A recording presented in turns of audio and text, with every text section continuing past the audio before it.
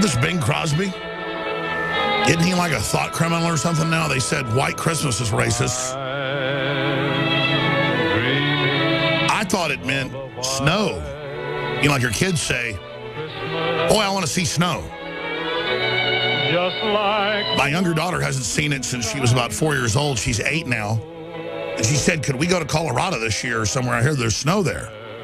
And I said, "Honey, we're going to stay home. There's too much going on in the world right now, but maybe in February or something, there's still snow. We'll go there." She didn't know she was racist because she wanted to see all those billions of snowflakes that form that beautiful white snow on the ground. Has nothing to do with what color it is. It's not dreaming of white people, but they've so brainwashed the left and their minions that they think it's bad.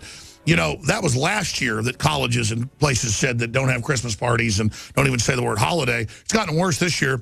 They're now saying, "Baby, it's cold outside." It's a song about rape, and so you can't have that. What it really is a cult, as I talk about a lot, that wants to totally impose its will on you. And the answer to the cult is to openly exercise your rights and put it back in the bullies' faces. I remember 15 years ago when I first started seeing concealed carry rallies in Austin, Texas, people wearing guns openly. I was so conditioned at first, even though I was pro-Second Amendment, that I was like, maybe that's too much. Maybe it's dangerous. But no, I figured out these people are geniuses. And I talked to them. You're out openly carrying. It's only concealed carry that's normally illegal because it's concealed. That goes back to common law, wear your weapons openly. So you have to get a license to do something that would otherwise be illegal. And I'm all for concealed because it makes the criminals not know where the guns are and it doesn't freak out liberals. But why not really just openly wear the guns to exercise your right and say, look, you keep implying guns are illegal. You keep implying no one can have them.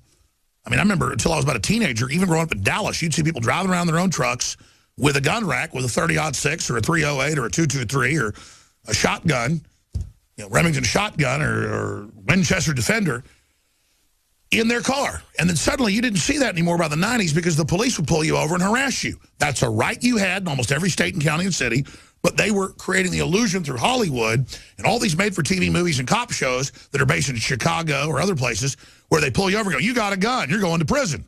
I got you with a gun, possession." That's only in a few cities like D.C., New York, you name it, that they have that in place, but they create the perception of zero tolerance. Why a kid in his article at school wrote an article about hunting and talked about hunting dove with a shotgun. He wrote the word shotgun. Expel Jimmy.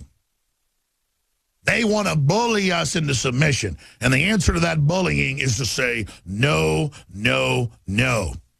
And to openly practice Christianity. And, you know, I remember growing up here and hardcore Christians go, the Tannenbaum is really Germanic, and it's a winter solstice ritual, and the deep of winter, and it's occultic. So they wanted Christmas shut down because of that. Look, God doesn't care if we like pretty trees and lights. It's art. We're not trying to be satanic to the super, you know, right-wing Christians, in my view. I mean, I'm not saying you're bad. Just come on. God judges the heart.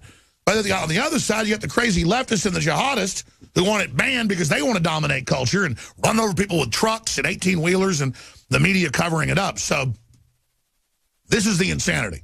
The answer is to exercise our First Amendment, to exercise our right to eat non-GMO, to exercise our right to everything, free speech, you name it, or we will lose it. And to realize free speech is under attack, InfoWars is under attack, the free press is under attack. So I want to thank you all for your support, and I want to encourage all of you to continue to support us right into next year, because I never thought InfoWars would become the spearhead, the tip of the spear, the whole 9 yards. We are, but that's because we are representing basically you and your will and your honor and your courage to be free. We're going to go to break, and we're looking back at a few days after the election in the middle of November. I guess a Tuesday was November 8th, so 9th, 13th or whatever it was, when we had the Sunday broadcast, and I kind of laid out what I thought Trump would try to do, how they would try to counter him, the fact that they try to block his election, which they did do.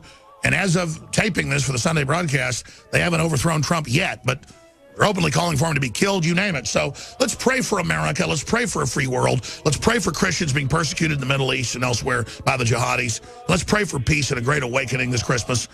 I'm very, very thankful, and I'm very, very thankful to you. Let's also pray for Trump and pray for America and the unborn. Thanks to the crew and everybody else. I love you. We'll be right back with the retransmission. Last Sunday, we were sitting here only 2 days out from the presidential election, chewing our fingernails. I was telling you that the internal polls showed Donald Trump was going to win basically every swing state unless Hillary tried to steal it. Well, we were proven right. He did win, but she successfully stole at least 5 states. The numbers are overwhelmingly clear. I had Bev Harris, the Democrat, the